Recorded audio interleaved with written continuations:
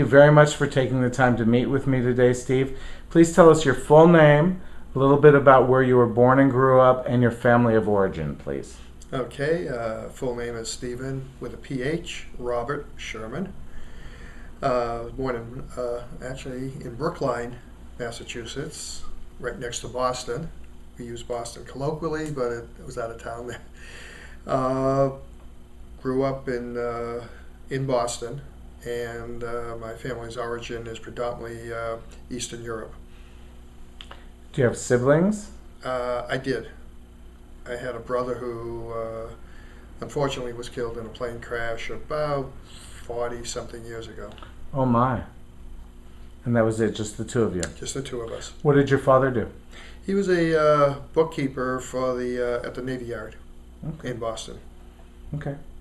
And where did you have post-secondary education? Yes. Where'd you go to school, and what degrees do you hold? Okay, I got a Bachelor of Science in Engineering at Northeastern University in Boston. And then I got a master, it's a strange title, Master of Engineering in Electrical Engineering at the University of Ottawa, in Ottawa, obviously. And you were in Canada working, doing, Yes, what were you doing? engineering. Strange situation. When I graduated college in Boston, jobs were very scarce. What had happened was years earlier, President Kennedy had established NASA in Cambridge to be near MIT and the other high-tech areas in the Boston area. After his assassination, or sometime after that, his successor decided he liked NASA, so he moved it from Kennedy's state to his state, and that's how NASA ended up in Houston. And all the camp followers moved along with it. So when I graduated, there were no jobs. And I had the opportunity to get a job in Montreal, which wasn't that far away, and so there I went. Why did you choose to study engineering? I don't know.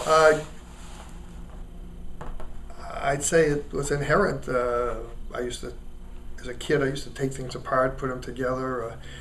I don't think there was any doubt that I was going to go into the engineering profession, probably from the time I could walk.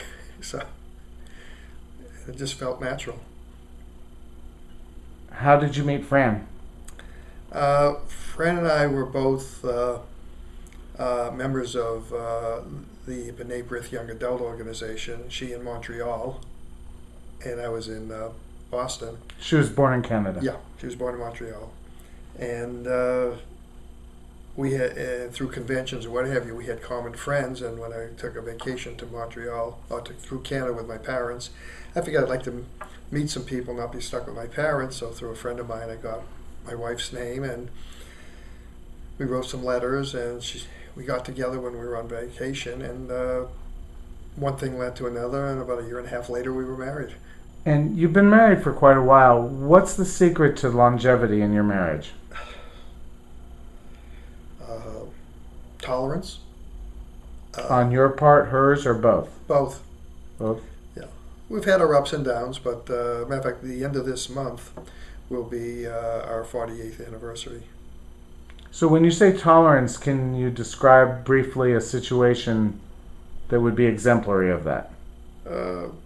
We each sometimes we'll do something that gets on each other's nerves or upsets the other person, and sometimes instead of having a major set of blows over it, we just slough it off and move on.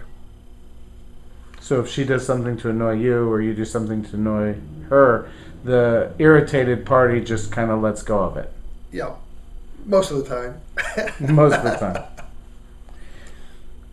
I noticed you've been of service to the Boy Scouts. Why is that? Why are the Boy Scouts important to you? Well, it started off like most people that get involved in Boy Scouts. I had boys, and to get them into the Boy Scout program, they needed adult help, and adult help was hard to come by. And so I ended up becoming their Cub Master. This was when I was in Canada. And then when we moved to California, I wanted to keep up the Boy Scout thing, so I called and because I had previous experience and I was an adult that might be willing to do something, I got, shall we say, suckered into it. And soon I was, besides doing it for my boys, I was enjoying it in my own right because the camaraderie I developed and, you know, all the friendships you make. And I stayed in it for about 30 years. And actually, at one point, I was my grandson's Cub Master.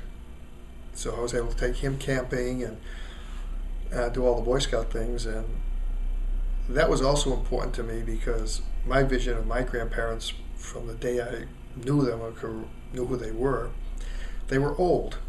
Maybe that was a European cultural thing, but they always seemed old. You know. And you don't think you seem old to your grandchildren? I try not to. That's why I thought taking my, going. Because my experience is that anyone under about 35 would think I'm old, and I'm quite a bit younger than you are. True, but I guess the idea was that taking the kids out to do things, being proactive with the kids, being active is a lot different than the oldness that I experienced in my grandparents when I was. So it's more a decrepitude than old thing. You could go backpacking, so that made you not old. Well, I was more contemporary. Okay. Let's put it that way. Okay. You know, a lot of the causes that you've worked for are Jewish and Judaism oriented. Yes. Why is that so important to you? I've been thinking about that, since you contacted me. I guess the very first groups I had were either the Boy Scouts when I was a kid, or getting into the Jewish youth movements. B'nai B'rith. B'nai B'rith. Part of it had to do with the fact I grew up in the area of Boston, which I would refer to as a Jewish ghetto. I believe, if I think back to my first language of the streets, was Yiddish. And it was just like anyone that might grow up in an Italian neighborhood or a Little Italy or a Chinatown or what have you. I grew up in a Jewish environment, and it was a comfortable environment. And when my kids came along, the concern was Jewish education. Obviously, having a bar mitzvah or a bat mitzvah was important. It was bred into us. I'm not sure if it's even genetic, but anyway. So we had to join a local temple to provide the infrastructure for their education. And both my wife and I are not the kind that sort of sit around and do nothing, so we got involved with the temple. And we took on various roles within the temple, both administrative as well as educational or whatever might prop up. And soon it became a comfortable way of life, and we maintained that. And over the years, we've grown with it by going from just being a member of a temple to being involved with the temple movement that we're associated with regionally and now nationally, or even internationally. And I think the insights and the educational issue, aspects of it, and just broadening our horizons by having this larger view of our heritage has been very comfortable and very rewarding. So we sort of. So would you say that it's largely a heritage issue rather than a spiritual and religious issue for you? If I had to prorate them in a pie chart, if you wish, I'd say a very large portion is heritage. There is a spiritual aspect of it as well, and I'm just not sure how to carve it up. But more heritage, but including the religious and the spiritual. Yes. Yes. So why the Reform movement?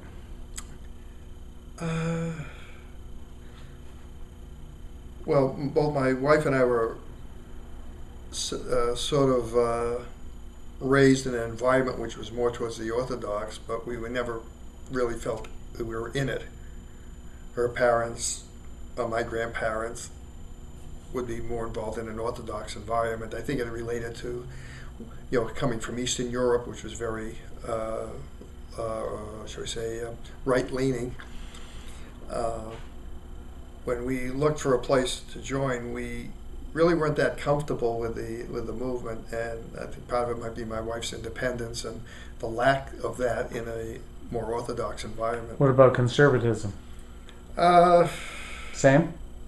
More or less. But whatever, I can't even remember how we ended up in the Reform movement. We ended up we were living in Ottawa, and we got involved with that, and we found it comfortable, and we've stayed with it ever since. Okay.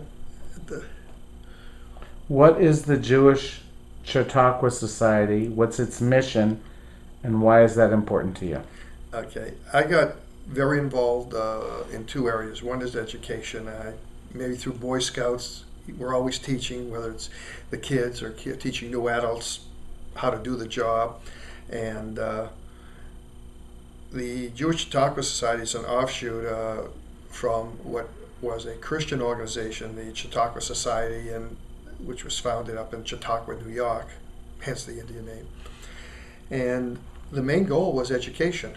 It's very old. And any specific education? Yeah, originally it was set up to teach Jewish immigrants about their heritage, because Jewish immigrants knew how to go to temple and pray, but as far as the heritage of the Jewish people, they had the clue. So the sophisticated Jews of the United States around the turn of the century, going back to the 1900s period, were somewhat embarrassed about their country bumpkins who were coming in from Europe. So the idea was to establish education facilities to sort of teach them about themselves. And then around the 1930s, there was a bit of a major change, since other organizations had taken in to do that. And it was to provide education to non-Jews about Jews. And for the last, actually this is our centennial year, for 100 years, the organization's been providing stipends for rabbis to teach the Judaism classes at Christian seminaries. So, is the class they're teaching similar to the Intro to Judaism class that most congregations have to teach potential converts? Yes. In fact, the writer of the book, Introduction to Judaism, Rabbi Stephen Einstein, who lives here, is one of our recipients. And he's been teaching at Cal State Fullerton under our auspices. Though we've had rabbis. I'll be meeting with him after you, by the way. Oh, say He's hello. my next interview. Do say hello from me. I will. But it's been fascinating, because I've been involved in dealing with the deans of the theological departments of various universities and seminaries around the country, negotiating arrangements between them and rabbis to do the teaching. The rabbis are given they're given associate professorships, and we provide a bit of the stipend to make that happen. So, to make it easy for Cal State or UC or whomever to pay the rest of it. Right. And what's happened over the years is, after a number of years, it's become so entrenched that they say, we don't need your money anymore. But they still keep the program. So the money is then available to go to additional schools. And I think we've been in over 100 colleges and seminaries. So